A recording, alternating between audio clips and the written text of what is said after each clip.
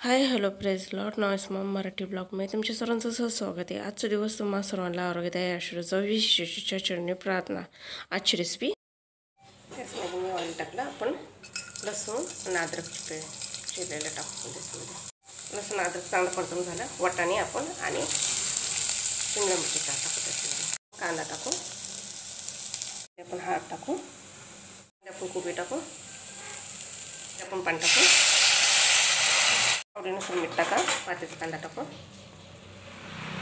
झाकण ठेवून 15 मिनिटं आपण वाटाणा शिजला का नाही ते दाखवते तुम्हाला। सगळं वाटाणा शिजला मस्त। हे आपल्या सर्दीसाठी सूप काढू, सूप झालेले वाटीमध्ये काढू आपण।